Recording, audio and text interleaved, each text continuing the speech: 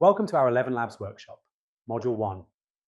Now, one of the things that you can do very easily within 11 Labs is to create a script for a video.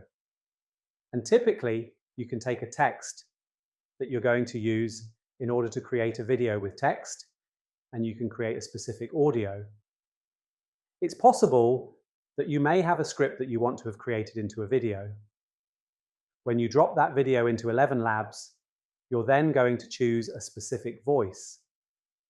In this case, we're going to choose this default voice. In the ever-evolving landscape of life and business, success often hinges on our ability to adapt and grow.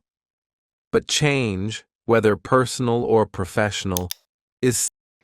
However, it's a good idea to listen to the audio in real time and then to determine if there are voice settings you need to make to that audio.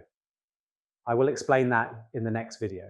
Head on over to InCommonHumans.com for more free masterclasses.